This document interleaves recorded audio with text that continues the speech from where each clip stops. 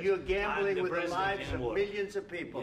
You're gambling with World War III. একটি চুক্তি করুন নয়তো আমরা বেরিয়ে যাই কথাটি ডোনাল্ড ট্রাম্পের। ওভাল অফিস গতকাল এক নজিরবিহীন ঘটনার সাক্ষী হলো। পূর্ব নির্ধারিত বৈঠকে বসে ভলোদিমির জেলেনস্কিকে রীতিমতো ধুয়ে দিলেন ডোনাল্ড ট্রাম্প। ইউক্রেন যুদ্ধের একটি গ্রহণযোগ্য সমাধান খুঁজতে যুক্তরাষ্ট্র ও রাশিয়া কিছুদিন আগে বসেছিল রিয়াদে। সেই বৈঠক নিয়ে গোটা দুনিয়া এমনিতেই উত্তপ্ত।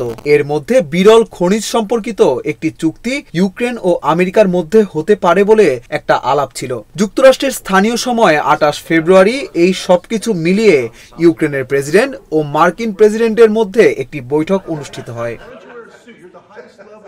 হোয়াইট হাউসের ওভাল অফিসে অনুষ্ঠিত এই বৈঠক শুরু হয়েছিল চিরপরিচিত সৌহার্দ্যপূর্ণ দেহভঙ্গির মধ্য দিয়েই। প্রথা অনুযায়ী দুই প্রেসিডেন্ট হাত মেলানোর মধ্য দিয়ে বৈঠক শুরু হয়, কিন্তু সময়ের সঙ্গে তাদের দুইজনের মধ্যে উত্তপ্ত বাক্য বিনিময়ে বৈঠক বারবার সংঘাতে রূপ নিয়েছে।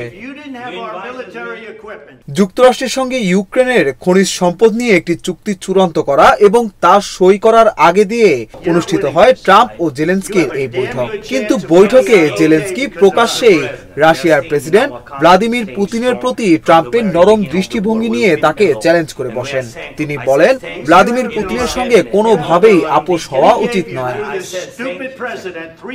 ওদিকে ট্রাম্প বলেন, পুতিন একটি চুক্তি করতে চান, রাশিয়ার সঙ্গে শান্তি চুক্তি করতে চাইলে ইউক্রেনকে কিছু ছাড় দিতে হবে। জেলেনস্কি তৃতীয় বিশ্বযুদ্ধ নিয়ে জুয়া খেলছেন বলেও এক পর্যায়ে গর্জে ওঠেন ট্রাম্প।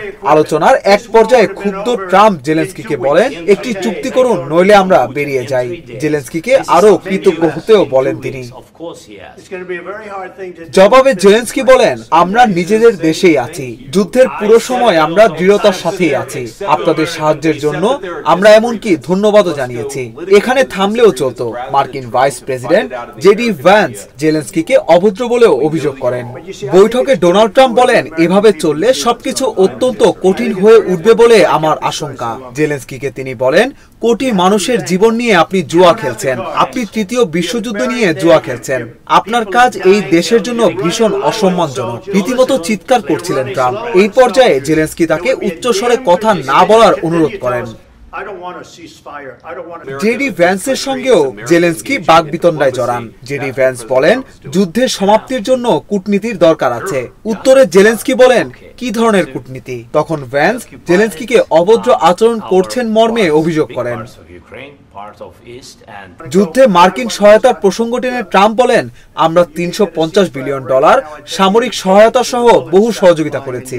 আমাদের সামরিক সরঞ্জাম না পেলে এই যুদ্ধ 2 সপ্তাহের মধ্যেই শেষ হয়ে যেত। চুপ থাকেননি জেলেনস্কিও। জবাবে জেলেনস্কি বলেন, হ্যাঁ, এমনকি 2 দিনও টিকতো না। এমন কথা আমি পুতিনের কাছ থেকেও শুনেছি। এই পর্যায়ে ট্রাম্প বলেন, এভাবে কাজ হয় না। খনিজ সম্পর্কিত চুক্তি না ভেস্তে যায় সেই শঙ্কায় এবার আবার ভাইস প্রেসিডেন্ট জেডি ভ্যান্স বলেন, দ্বিমত থাকবেই। যখন আপনি ভুল অবস্থানে আছেন তখন এ নিয়ে মার্কিন সংবাদ মাধ্যমের সামনে ঝগড়া করার বদলে চলুন মতবিরোধ মেটানোর চেষ্টা করি। আমরা জানি আপনি ভুল অবস্থানে আছেন। চুপ থাকেননি ট্রাম্পও। তিনি বলেন, মার্কিন জনগণের সামনে এটা ঘটাটা আমি ভালো মনে করি। মানুষ মরছে, আপনার সৈন্য নেই, আর আপনি বলছেন যুদ্ধবিরতি চাই না। আমি যুদ্ধ চালিয়ে যেতে চাই।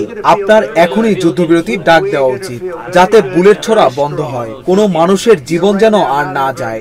আমি যুদ্ধবিরতি চাই, কিন্তু আপনি পরিষ্কারভাবেই যুদ্ধবিরতি চান না। জেলেনস্কি বলেন, আপনার পরশুরীদের প্রশ্ন করুন যুদ্ধবিরতির বিষয়ে তারা কি বলতেন। জবাবে ট্রাম্প বলেন, ও বাইডেন নামের লোক ছিল, যিনি চৌকস নন। দেখুন, আমি স্পষ্ট বলতে চাই, আমাদের সঙ্গে থাকলে আপনার সুযোগ আছে, আমাদের ছাড়া আপনার হাতে কোনো কার্ড নেই। এই বৈঠকের পর নিজের প্রতিষ্ঠিত সামাজিক যোগাযোগ মাধ্যম ট্রুথ সোশ্যালে ডোনাল্ড ট্রাম্প লেখেন, আমেরিকা যুক্ত থাকলে প্রেসিডেন্ট জেলেনস্কি শান্তির জন্য প্রস্তুত নন বলে আমি নিশ্চিত। যুক্তরাষ্ট্রের গৌরব ওভাল অফিসকে তিনি অপমান করেছেন। শান্তির জন্য প্রস্তুত হলে তিনি পরে কখনো ফের আসতে পারেন।